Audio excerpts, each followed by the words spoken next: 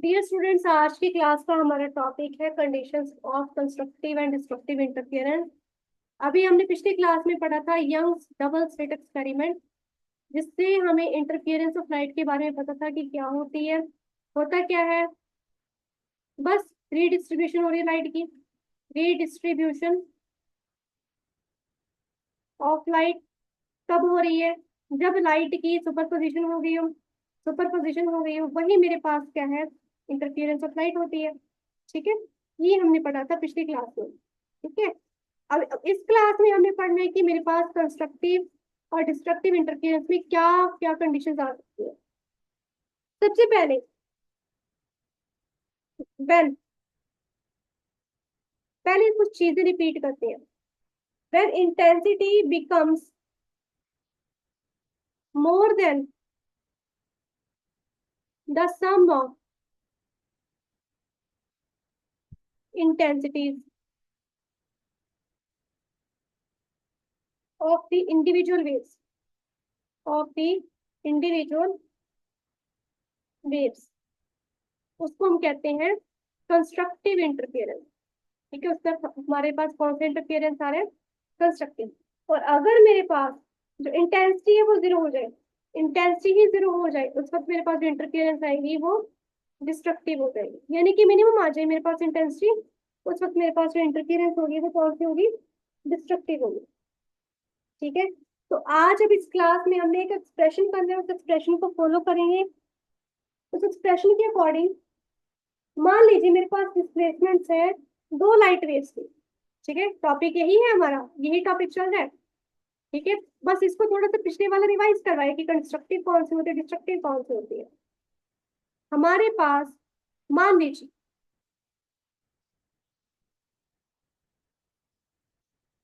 हाँ जी, मान लेते हैं कि हमारे पास डिस्प्लेसमेंट है दो लाइट वेव्स की from coherent source S1 and S2। मान लीजिए मेरे पास एक कोहेरेंट सोर्स है S1, दूसरा कोहेरेंट है सोर्स S2। इससे मेरे पास एक डिस्प्लेसमेंट आई Y1, इससे मेरे पास एक डिस्प्लेसमेंट आई Y2।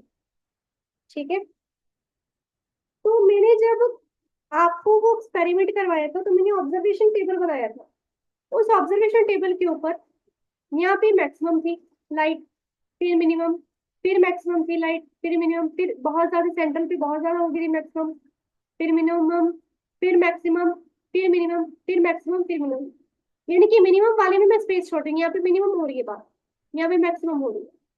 मान लीजिए पॉइंट है P2, ये है P1, और ये है O। O पॉइंट पे मेरे पास मैक्सिमम है सबसे ज्यादा, यहाँ पे P1 डैश और यहाँ पे P2 डैश। राइट, एक हमने पढ़ा था कि मेरे पास एंटी नोड्स और नोड्स बनते हैं। एंटी नोड्स कब होंगे? जब मेरे पास क्रेस्ट के ऊपर क्रेस्ट फॉल करे, ट्रफ के ऊपर ट्रफ फॉल करे, है ना? तब मेरे पास डार्क फ्रिंजेस आएंगी, सॉरी ब्राइट फ्रिंजेस आएंगी, क्योंकि मेरे पास एम्पलीट्यूड बढ़ जाएगा। याद है ना, अगर क्रेस्ट के ऊपर क्रेस्ट फॉल करे, ट्रफ के ऊपर ट्रफ फॉल करे, फिर क्रेस्ट के ऊपर क्रेस्ट फॉल करे, तो एम्पलीट्यूड बढ़ गया, एम्पलीट्यूड बढ़ गया तो इंटेंसिटी भी बढ़ गई। यहाँ वाले मिनिमम वाले केस में क्या हुआ था? क्रेस्ट के ऊपर ट्रफ फॉल कर रहा है, ठीक है, ट्रफ के ऊपर क्रेस्ट फॉल कर रहा है, राइट, फिर क्रेस्ट के ऊपर ट्रफ फॉल कर रहा है, इस तरह से बन गई थी। अब यहाँ पे फिर से मैक्सिमम आई, तो क्रेस्ट के ऊपर क्रेस्ट, ट्रफ के ऊपर ट्रफ, क्रेस्ट के ऊपर, सॉरी ट्रफ बनाने लगी थी क्रेस्ट। यहाँ पे मिनिमम है, यहाँ पर मिनिमम है, तो मैंने पहले इसकी क्रेस्ट बना दी है, ये ट्रफ बना दी, क्रेस्ट ट्रफ, क्रेस्ट ट्रफ। अगर मैं दूसरी वेव लाइन का देखूं, वेव लेंथ का देखूं, या दूसरी वेव का देखूं, उसका trough crest trough trough crest trough crest, तो इस तरह से क्रेस्ट के ऊपर ट्रफ फॉल हो रहा है। तो इसमें भी यही सेम के सारे के सारे सिनेरियो, यहाँ पे मिनिमम है, यहाँ पे मैक्सिमम है, यहाँ पर मिनिमम है और यहाँ पर भी मैक्सिमम। मेरे ख्याल से अब इसको ज्यादा बताने की जरूरत नहीं है, अब समझ के इस चीज को। ठीक है, तो जो मेरे पास सोर्स S1 आया, उसकी डिस्प्लेसमेंट थी, हाँ जी थी, उसके अंदर डिस्प्लेसमेंट है। ओके, तो उसकी डिस्प्लेसमेंट मान लीजिए मेरे पास आई A1 साइन ओमेगा टी। ठीक है, Y2 का मान लेते हैं, मेरे पास Y2 आ गया A2 sine omega t plus five. इसके अंदर मैंने एक फेज एंगल डाल दिया फाइव। ठीक है, फाइव फेज एंगल होता है। कितने एंगल पे सारा कुछ आ रहा है। ओके, ये फेज एंगल हो गया। A1 और A2 क्या है? A1 और A2 क्या है? डिस्प्लेसमेंट।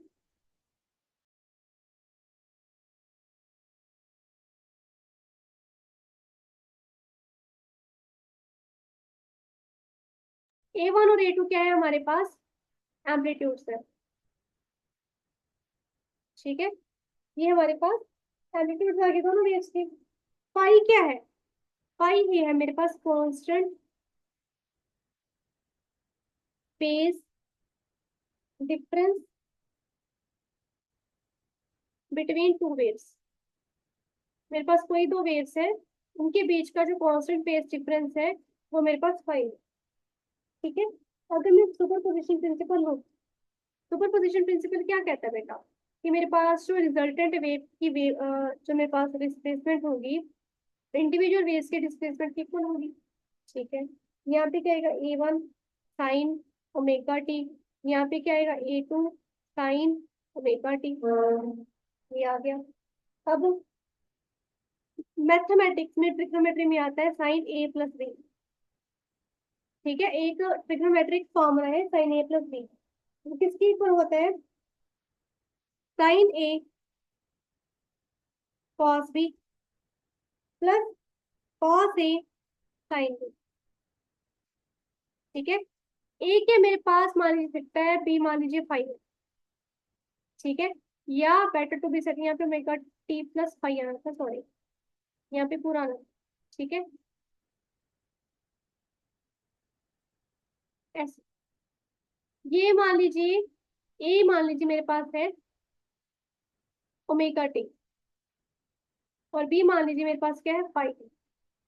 ठीक है, तो A1 साइन ओमेगा टी मेरे पास इसकी इक्वल आ जाएगा A2। यहाँ पे साइन ए की जगह पे क्या है? Omega t, sine omega t plus sine omega t into cos b है तो फाइव आ गया, plus cos omega t sine five आ गया। ठीक है, यही बात होगी। तो यहाँ पे आएगा A1 साइन ओमेगा टी, तो ढूंढ दो, plus A2 sine omega t cos five, plus cos omega t, A2 साथ में आएगा साइन फाइव। ठीक है, इतना आ गया। अब आप ध्यान से देखिए, थोड़ा सा ध्यान से देखिए, साइन ओमेगा टी किस किस टर्म में कांस्टेंट आ रहा है? साइन ओमेगा टी किस किस टर्म में कांस्टेंट आ रहा है? इसमें आ रहा है और इसमें आ रहा है। आप क्या करेंगे? A1 साइन, A1 तो नहीं निकाल सकते, चलो साइन ओमेगा टी कॉमन निकाल लेते हैं। मेरे पास क्या आएगा? A1 plus A2 cos five plus A2 cos omega t sine. ठीक है, ये आ गया। ठीक है, लेट, तो मेरे पास A1 plus A2 cos five है, वो मेरे पास A कॉस थीटा की इक्वल है, राइट। और जो A2 साइन फाइव है, तो मेरे पास A साइन थीटा की इक्वल। ध्यान दे रहे हो? ये मेरे पास A1 प्लस A2, ये वाले सारे टर्म मेरे पास A कॉस थीटा की इक्वल है। तो जो A2 साइन फाइव है, A2 साइन फाइव, ये वाला टर्म इकट्ठा ले लो, ये वाला टर्म, ये मेरे पास A साइन थीटा की इक्वल है। ओके, अब यहाँ पे देखिए, यहाँ पे आ जाएगा A sine omega t cos theta plus A sine theta cos omega t, cos omega t आ गया, राइट। तो यहाँ पे देखिए, अब थोड़ा सा सोचिए इसको। यहाँ पे ओमेगा टी क्या है? ए, थीटा क्या है? बी। साइन ए प्लस बी का क्या फॉर्मूला था? Sign a cos B plus cos a sine B, यही फॉर्मूला था। तो मेरे पास ए, ये वाला ए और ये वाला ए डिफरेंट है। ठीक है, ये दोनों डिफरेंट टर्म्स है। ए है मेरे पास एम्पलीट्यूड ऑफ हार्मोनिक वेव, ये वाला जो ए है ना, it is an amplitude of harmonic wave.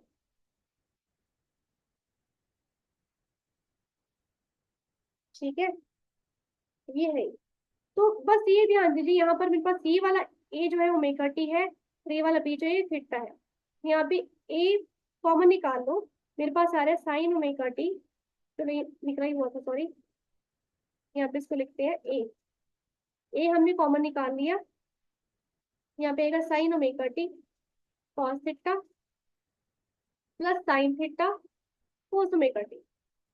तो क्या बोल रहे, sine a cos B plus cos cos a sine b, इसको उल्टा लिखते हैं ना, cos a sine b cos omega t sine theta, sine a cos B plus cos a sine b. तो ए की वैल्यू आ जाएगी मेरे पास sine of omega t plus theta.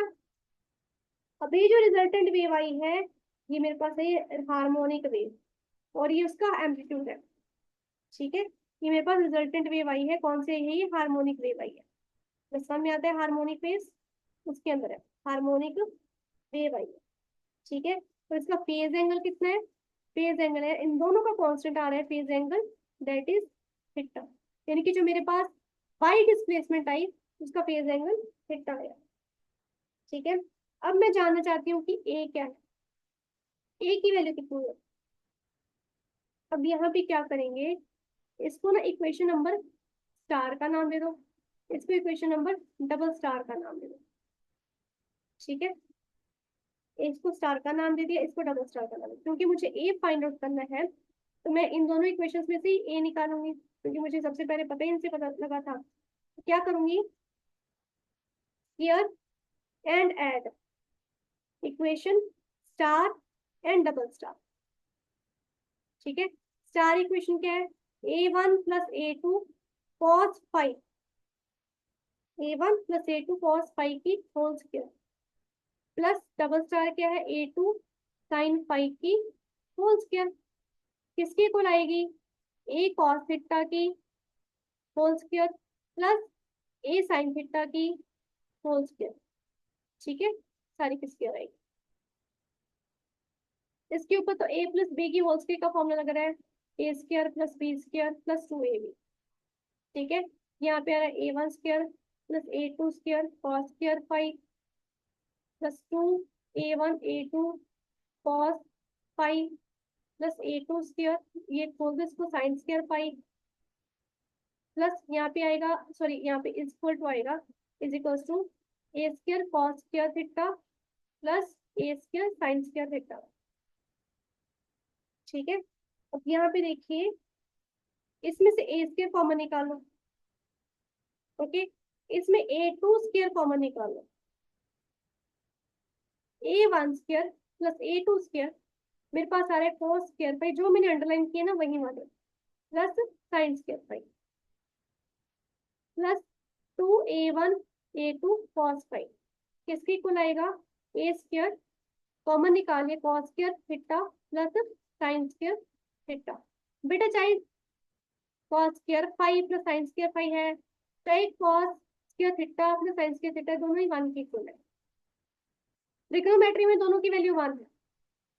तो a one square plus a two square plus two A one A two cos phi जो है मेरे पास ए स्क्वायर के इक्वल आ गया। तो यहाँ से ए की वैल्यू निकालो रूट निकाल के। ठीक है, लेकिन हमने पिछली क्लास में एक बात पढ़ी थी, वो क्या थी, वो बात बच्ची बात ये थी कि जो इंटेंसिटी है, intensity is directly proportional to amplitude की स्क्वायर।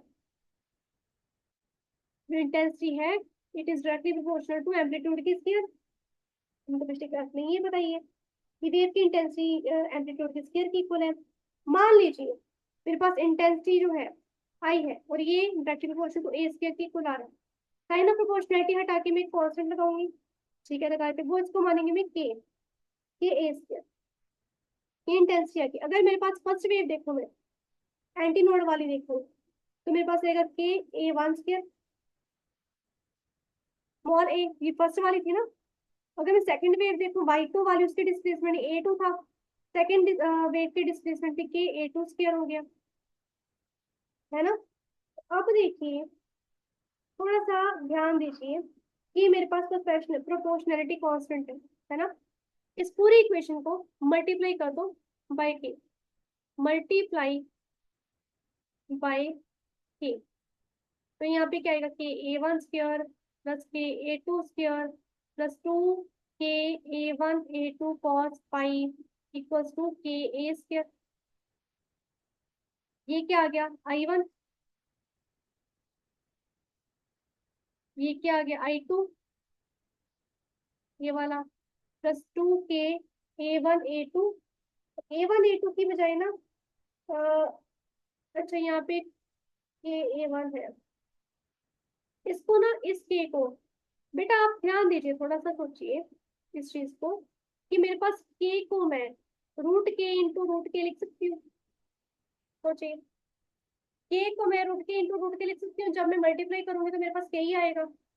आएगा, तो मैं क्या करती हूँ, यहाँ पे 2 लिख के रूट के A1 रूट के A2, ऐसे कर दो, ऐसे कर सकती हूँ। कॉस फाइव इक्वल्स टू यहाँ पे आई आ जाएगा। अब देखिए, I1, I1 मेरे पास के A1 स्क्वायर के इक्वल है। अगर मैं इसका स्क्वायर रूट कर दूँ, के का रूट हो जाएगा, इसका स्क्वायर रूट हो जाएगा। सिमिलरली मैं एक I2 निकालू तो रूट के A2 अलग हो जाएगा, तो ये चीज, ये वाला रूट I1, ये वाला रूट I2 नहीं बन रहा, तो मेरे पास क्या बन गया, I1 square plus I2 square plus 2 root I1 I2 cos phi, और यहाँ पर क्या आएगा, आई आ गया। ये इंटेंसिटी का फॉर्मूला आ गया। ठीक है, ये मुझे टोटल इंटेंसिटी देती है, किसी भी वेव की टोटल इंटेंसिटी कितनी है उसकी वैल्यू देती है। ठीक है, I1 और I2 इंटेंसिटी जिसमें दो इंडिविजुअल प्रोसेस प्रोड्यूस होंगे अपने आप, और जो टोटल इंटेंसिटी है उसके अंदर थर्ड टर्म भी आ रही है, इसको मैं बोलती हूँ इंटरफियरेंस टर्म। ये जो थर्ड टर्म आ रही है ना, ये वाली, तो हम क्या कहते हैं, इंटरफियरेंस टर्म। मतलब ये हमारे पास आ गई इंटरफियरेंस टर्म। ठीक है, हमारे पास इसकी ये वैल्यू आ गई है। ओके, क्लियर हुआ। तो कंस्ट्रक्टिव और डिस्ट्रक्टिव इंटरफियरेंस में क्या होगा, बेटा कंस्ट्रक्टिव इंटरफियरेंस में मेरे पास इंटेंसिटी मैक्सिमम है ना। अगर बात करें कंस्ट्रक्टिव इंटरफियरेंस, एम्पलीट्यूड मैक्सिमम है, एम्पलीट्यूड मैक्सिमम है तो इंटेंसिटी मैक्सिमम है ना। अगर इंटेंसिटी मैक्सिमम है तो मेरे पास जो रिजल्टेंट इंटेंसिटी होगी किसी भी पॉइंट पे, जो सेंटर वाला पॉइंट है, वो मैक्सिमम होगी, यानी कि मेरे पास उस केस में जो मेरे पास फेज डिफरेंस बनेगा कॉस फाइव का, वो 1 आएगा। ठीक है, 1 कब होता है, कॉस 90 पे 1 होगा ना, यानी कि पाई जो है मेरे पास, नहीं कॉस 90 पे 1 होता है ना, कॉस 90 पे 0 होता है, कॉस 90 0 होता है, उल्टा बता दिया मैंने, और कॉस 0 1 होता है। ठीक है, तो मेरे पास पाई जो है 0 आएगा, कॉस 2 पाई भी 0 होता है, कॉस 2 पाई पे 1 होता है, कॉस 4 पाई पे 1 होता है। यहाँ पे मैंने एक फॉर्मूला यूज करा है, cos n pi equals to -1 raise to power n। ठीक है, अगर मेरे पास n ऑड नंबर्स है, 2 4 6 8 10, तो -1 की पावर भी 2 आ गई, 4 आ गई, 6 आ गई। जब किसी नेगेटिव टर्म की पावर इवन हो तो मेरे पास टर्म भी पॉजिटिव आएगी, पॉजिटिव 1 पॉजिटिव 1, तो इसलिए 2 पाई 4 पाई 6 पाई अप टू n पाई हो जाएगा। ठीक है, यहाँ तक आएगा n पाई। अब ना फेज डिफरेंस का हमारे पास एक फॉर्मूला होता है with respect to path difference, एक रिलेशन होता है phase difference and path difference, relation between phase difference and path difference.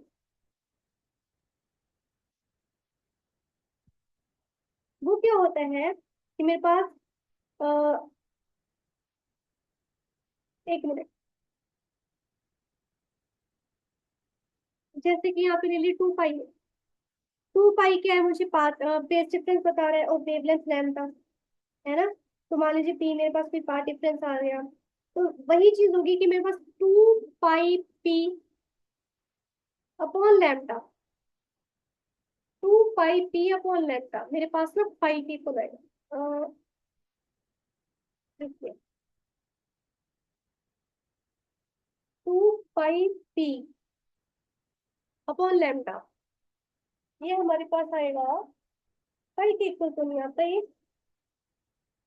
Phase difference के इक्वल रहेगा, डेल्टा पाथ डिफरेंस होएगा, मान लीजिए ये वाला। तो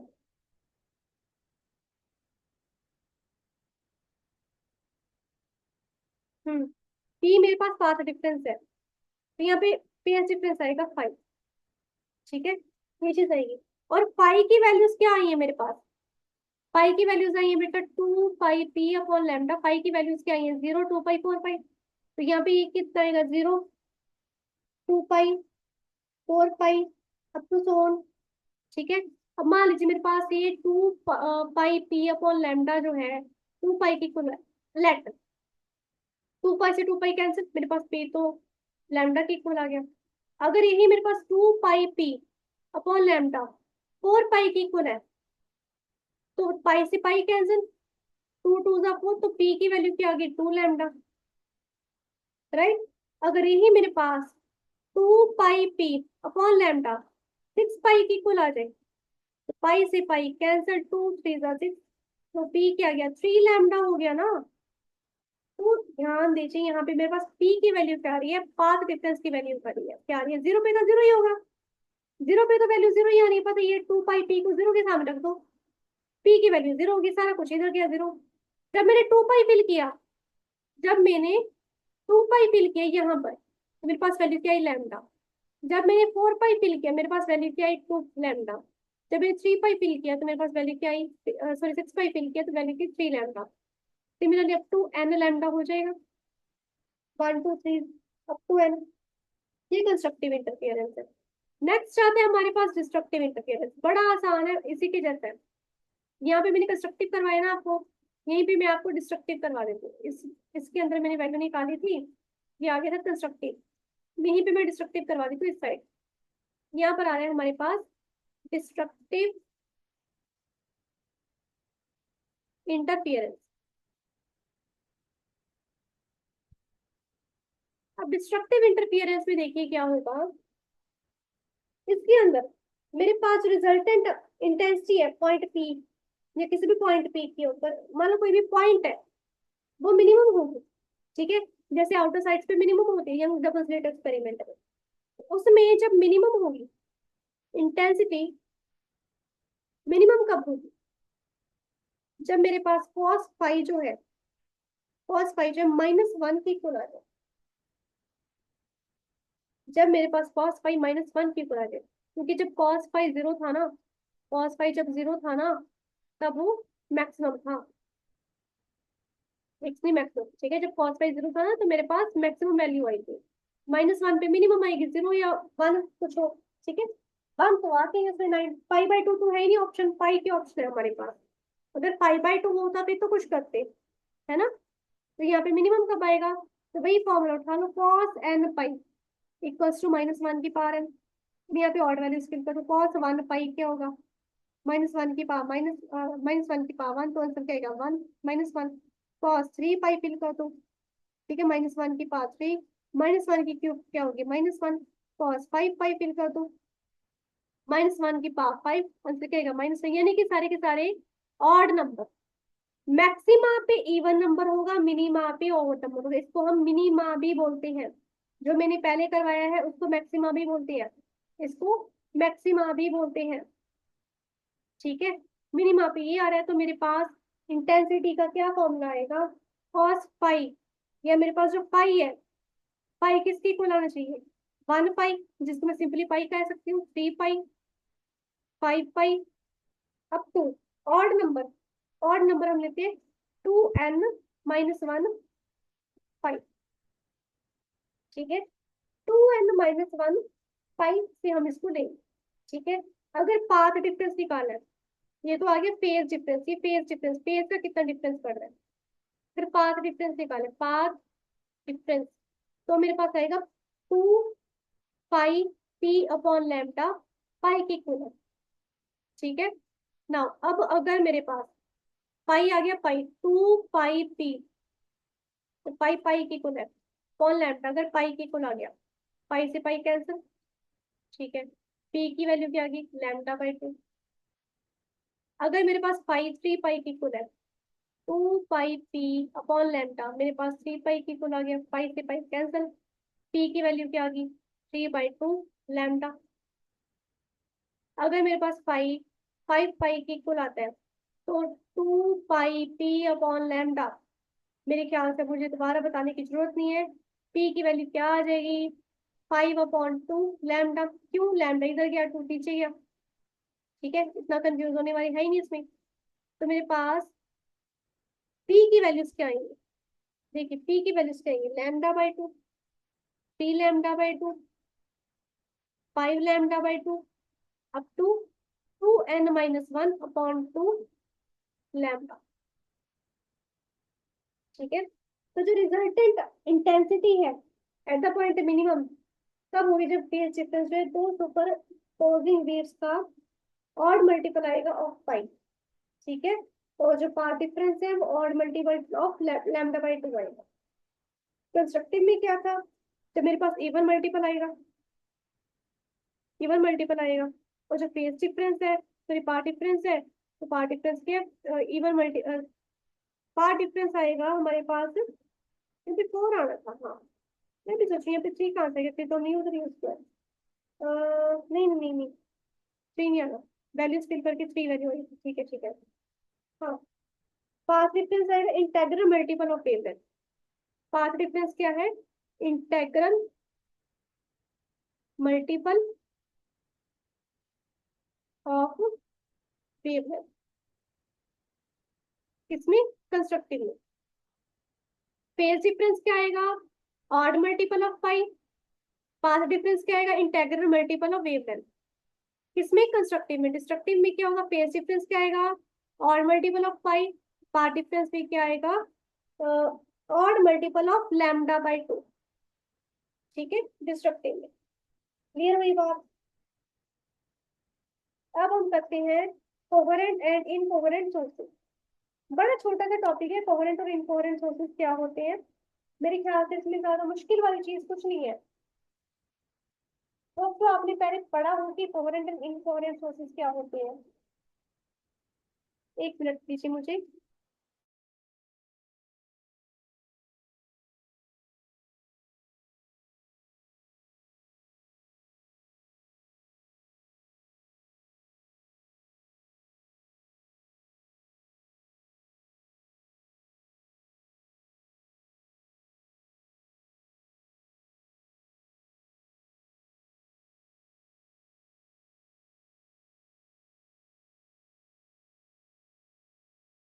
हाँ जी, हम कंटिन्यू करते हैं कोहेरेंट एंड इनकोहेरेंट सोर्सेज।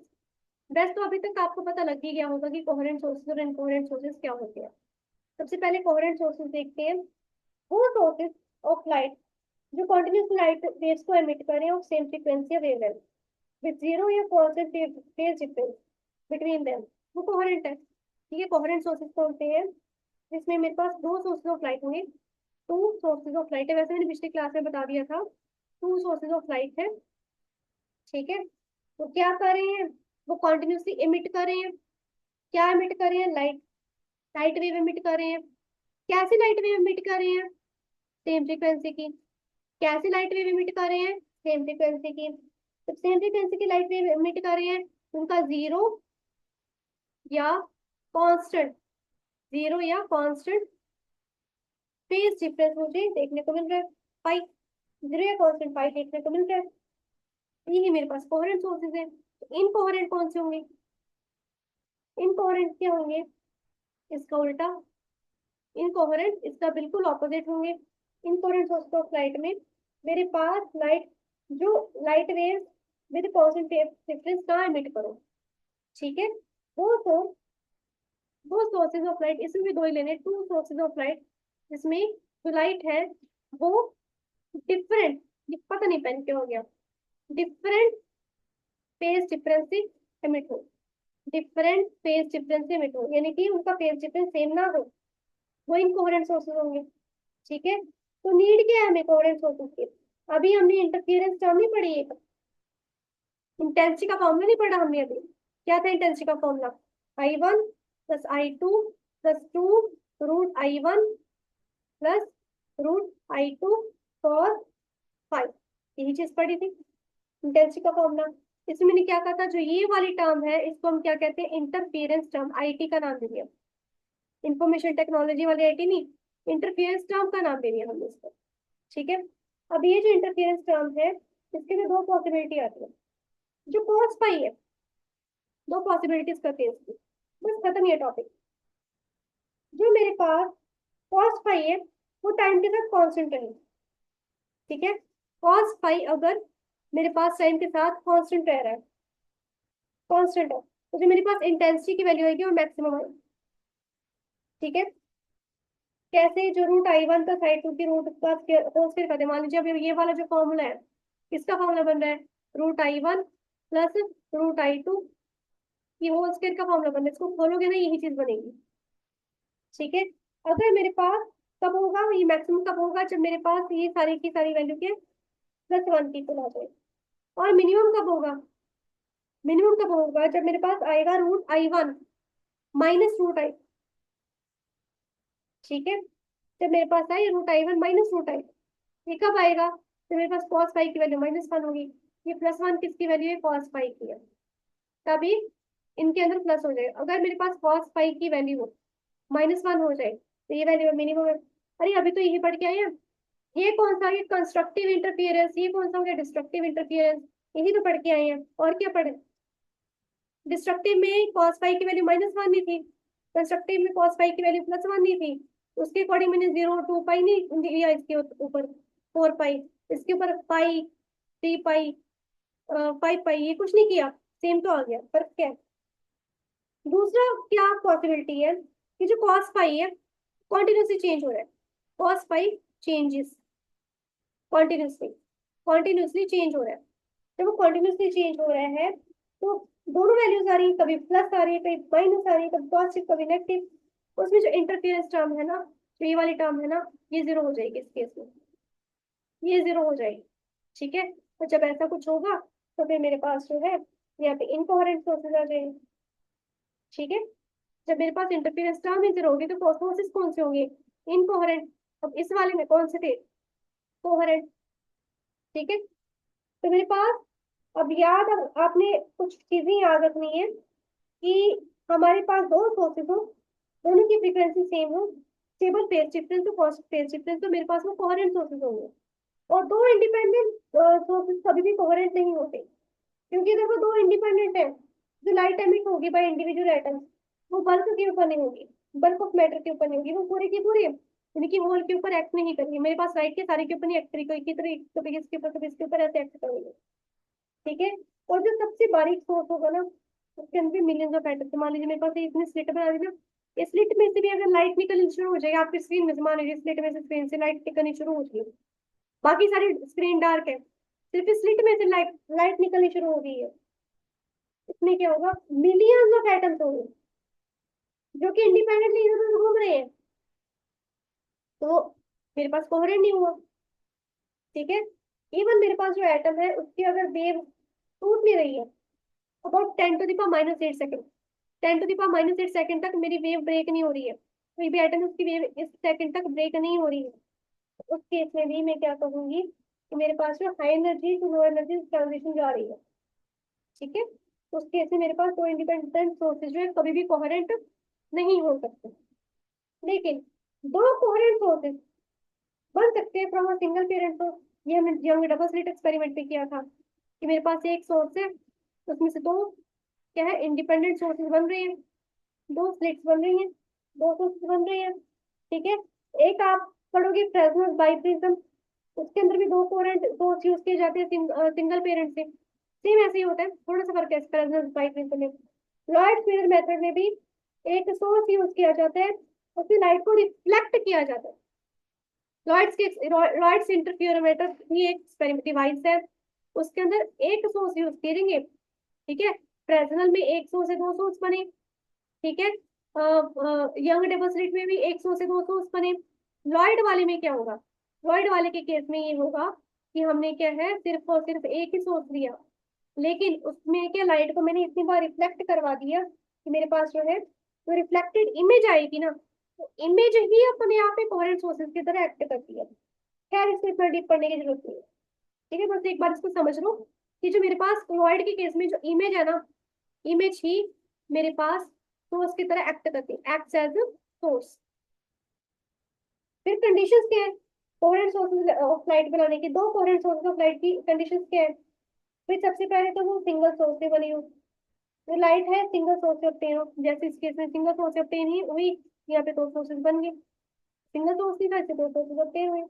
दूसरी कंडीशन क्या है, मेरे पास दोनों सोर्सेज क्या है, तो मस्ट गिव मोनोक्रोमेटिक लाइट, दोनों में से मोनोक्रोमेटिक लाइट हो निकले, मोनोक्रोमेटिक लाइट आनी चाहिए दोनों सोर्सेज में से। तीसरी कंडीशन के पार्ट डिफरेंस जो है वो ज्यादा लार्ज नहीं होना चाहिए, दोनों का पाथ डिफरेंस ज्यादा लार्ज नहीं होना चाहिए, बस पी एक लिमिट तक होना चाहिए। क्लियर? तो यहाँ पे आपका पिछली क्लास का double young double slit experiment और इस क्लास का कंस्ट्रक्टिव और destructive interference, coherent important sources, ये सारा का सारा टॉपिक खत्म हो गया है। अगली क्लास में हम करेंगे थ्योरी ऑफ इंटरफेरेंस फ्रिंजेस, यानी कि जो यंग डबल स्लिट एक्सपेरिमेंट है उसमें जो फ्रिंजेस आई हैं वो कितनी चौड़ाई की आई है, फ्रिंज की विड्थ कितनी आई है, वो चीज को स्टडी करेंगे। ठीक है, तो अगली क्लास में वही टॉपिक होगा, उसके बेसिस पे न्यूमेरिकल्स होंगे और सीओ क्लास में आगे जाके हमारे पास सस्टेन्ड इंटरफेरेंस के टॉपिक्स आने शुरू हो जाएंगे। ठीक है, तो आज की क्लास में इतना ही। होप तो आपको सब समझ आ गया।